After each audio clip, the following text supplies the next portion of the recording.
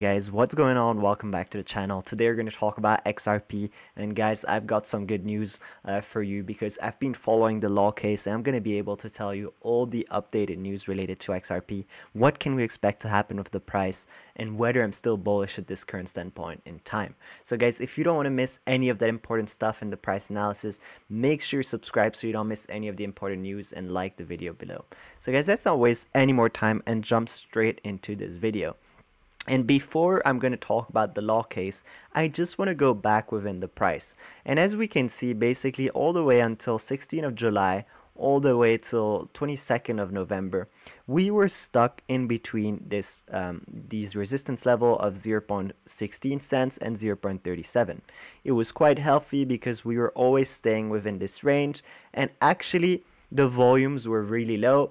And that sort of brought stability to the coin. So we were kind of expecting the price to hover at 0.26 throughout this whole time. And the volumes were really low, and that was quite stable at the time and quite a bullish sign.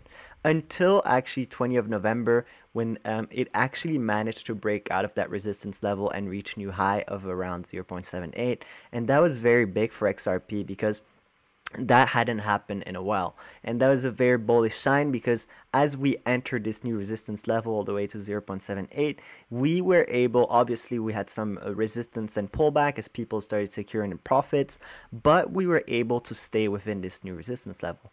And this is very important because we managed to stay in that resistance level all the way back to December, and that's when there was some bad news related to the law case, so we went back to our first resistance level. Interestingly enough, we managed to quickly break out of the previous resistance level, and in 30th of January we managed to finally break out again throughout that second resistance level. It was very healthy because after that we managed to stay above that second resistance level, and it allowed us to actually bring stability to the coin. Very bullish sign for XRP at the time in 30th of Jan because, guys, we were making higher lows and higher highs consistently, and actually the volume showed, and the MACD actually shows that it was quite a bullish momentum. So we were able to stay within that range, and as we can see, if we we stayed in that range for quite a while, all the way until 5th of April, and that's when we really started taking off. And we allowed us to reach new highs throughout this new resistance level of 1.089, and that was very big because we basically passed from 0.74 in literally over $1 in the fraction of a night. And that was very big for XRP because we hadn't reached this $1 valuation in a very long time, and a lot of us were waiting for that. So a very good thing. And since then, guys, the momentum basically hasn't stopped.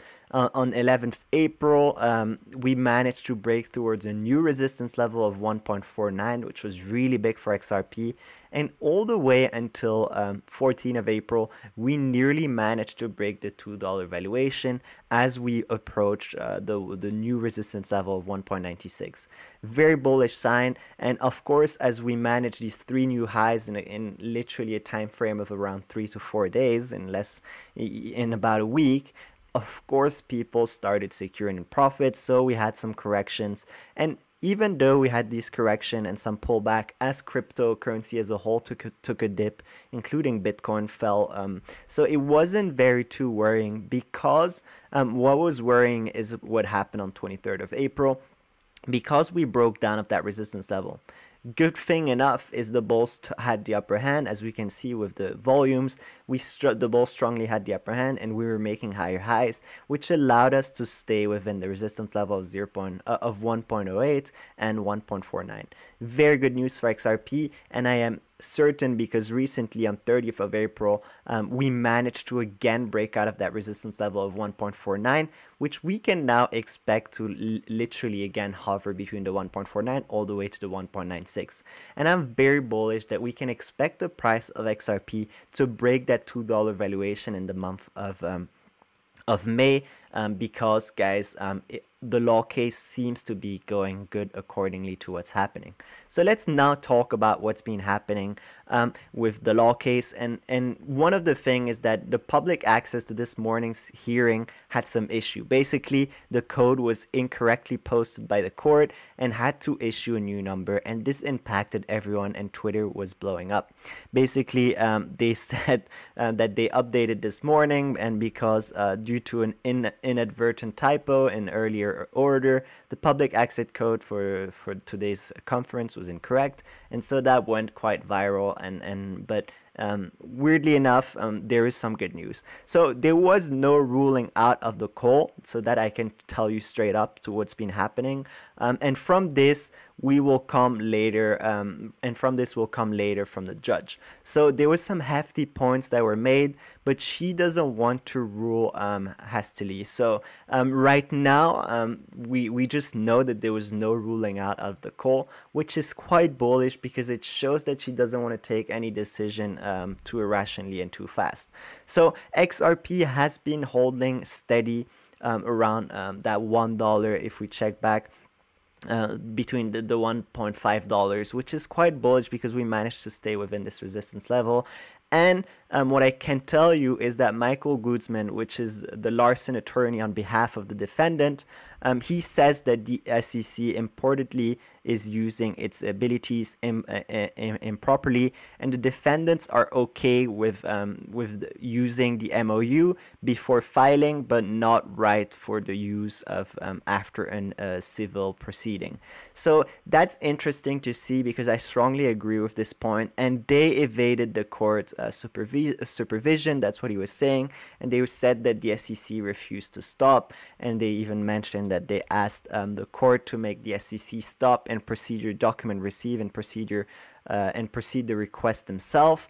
But the only cases law relevant was Baden, which supported the SEC defendant, argued that it is very different. Now, what we can take from this is that MOU is essentially a treaty and a part of international law obligation, and asking as part of the U.S. government with all its weight and power. Now, the defendants do not have the same power and ability to request foreign agencies to provide discovery, and that's not a level playing fields. That's what the defendant were saying, because the SEC should have to play by the same rules after the case begin, and outside powers and supervision of the court.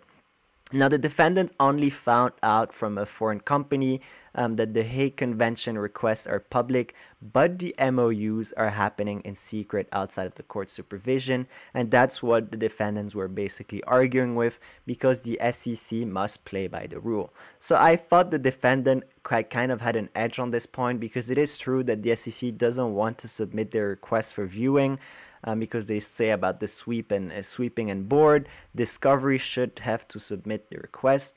And in summary, basically the defendant wants to stop using MOU and to play by the same rules and submit the documents, but the SEC is looking at Ripple's sales of XRP, not all sales, and it's cherry picking data to fit their narrative. So it was quite interesting to have this information related to the hearing, and I'm not too bearish on this. I think it's actually quite bullish as to what we can expect with the case, and I think it will favor towards the defendant. And the Congress then the plaintiff talked about the Congress that recognized the difference between subpoenas and request and subpoenas enforceable, and the idea that this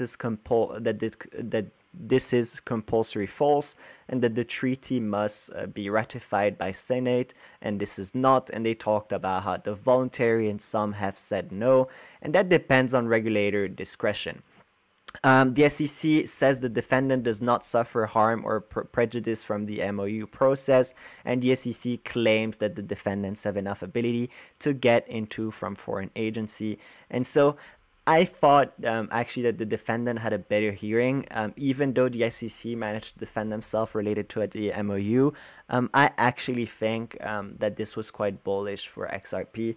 and I'll make sure to keep you updated with what's happening. So make sure you subscribe so you don't miss any of the important stuff. And now that we talked about literally what's been happening with the hearing, I also wanted to talk about this, which is the price and volume rallies expose the efficiency of different blockchain and see XRP stats. Now the settlement takes about 3.1 seconds. The TRX fees is about 0.0004 dollars, which is scary fast and unbelievably cheap to use. So it's very true to see actually such efficiency for XRP, and why I'm extremely bullish in terms of scalability for XRP for the future. And finally, another news which I wanted to talk about is how Africa's huge potential could be the key to mass adoption for cryptocurrency as a whole. And this news is overall not specifically related to XRP, but it will indirectly impact XRP because it will affect all cryptocurrencies as a whole. Because the past year has been huge, one for input, output, and the Cardano blockchain. But not only that, but if cryptocurrencies were to be able to have a deal with Africa, it would bring huge in terms of mass adoption and in terms of scalability for cryptocurrencies. And that would be very, very bullish overall for cryptocurrencies and indirectly for XRP.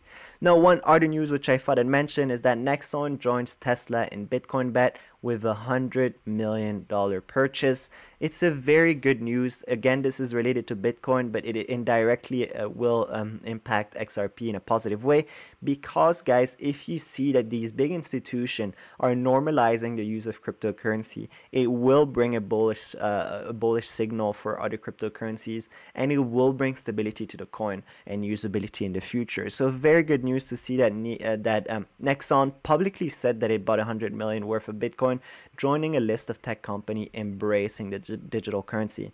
And the fact that they talk about embracing it is normalizing the usage, and it will overall bring to scalability for cryptocurrencies as a whole, and will indirectly affect XRP in a positive way. Finally, just wanted to confirm my point to show you that IBM is turning patent into NFT, and IBM, guys, has announced also publicly that it is using its blockchain technology to turn corporate patents into non-fungible tokens, and this is very big for cryptocurrencies and for XRP indirectly, because as we see these companies embracing the use of cryptocurrencies and embracing their technology and the future that it can bring to our society, will eventually impact cryptocurrencies as a whole in a positive way, because like we said, it will help towards mass adoption and it will help towards scalability of these coins. So very, very bullish news as to what to expect. And guys, if you don't want to miss any important news related to XRP and related to the hearing, make sure you subscribe, because I'll make sure to keep you updated on what's happening. And in the meantime, I just want to say that I'm very bullish that we can break that $2 very, very soon, as we are able to break through this resistance of 1.96. So guys, if you enjoyed this video, please make sure you like, subscribe, and comment your thought below, and I'll make sure to catch you in the next video. See you next time. Bye.